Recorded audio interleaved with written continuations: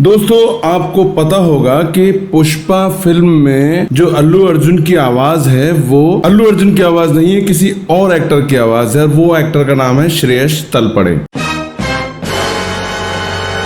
सबसे पहले नाना पाटेकर अगर इस फिल्म को पुष्पा को हिंदी में डब करते तो किस तरह से करते, डायलॉग कुछ किस तरीके से होते।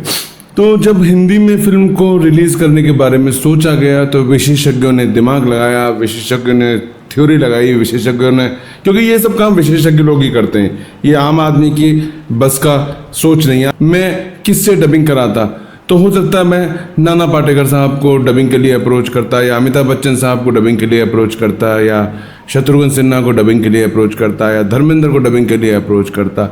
तो अगर ये अलग अलग लोग, सन्नी देओल को डबिंग के लिए अप्रोच करता, तो अगर इरफान खान को डबिंग के लिए अभी तो अप्रोच नहीं कर सकता, लेकिन अगर वो होते तो ज़रूर उनको भी डबिंग के लिए अप्रोच करता।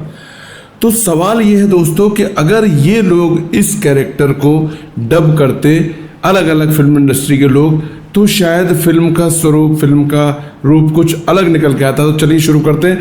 तो मान लीजिए अगर सबसे पहले नाना पाटेकर अगर इस फिल्म को, पुष्पा को हिंदी में डब करते तो किस तरह से करते, डायलॉग कुछ किस तरीके से होते।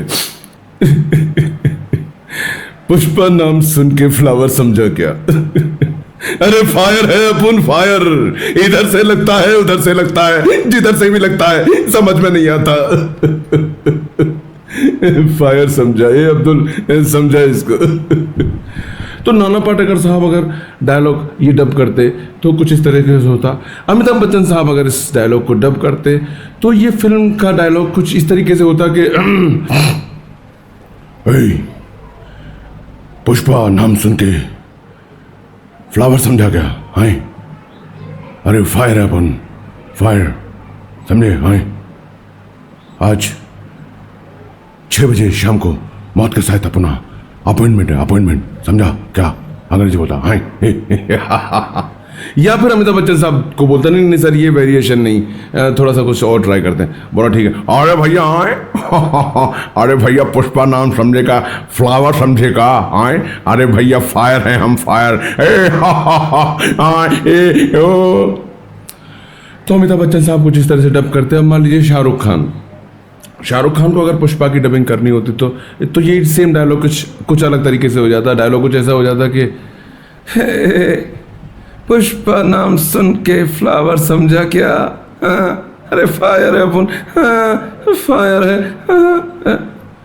तो डायलॉग कुछ इस तरीके से हो जाता। तो ऐसे ही करते करते अब मान लीजिए मरहूम इरफान खान साहब, वो अगर इस डायलॉग को डब करते तो वो अपने अंदाज में कुछ इस तरह करते कि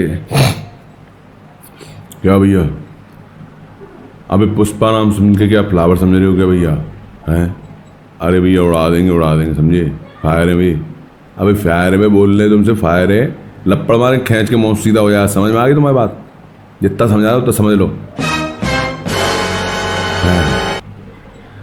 तो इरफान खान साहब का अपना अंदाज होता। शत्रुघ्न सिन्हा साहब अगर मान लीजिए इस फिल्म को डब करते तो वो किस तरीके से इस डायलॉग को डब करते, वो कुछ इस तरह से करते कि पुष्पा नाम सुन के फ्लावर समझा क्या, अबे फायर अपन फायर, खामोश।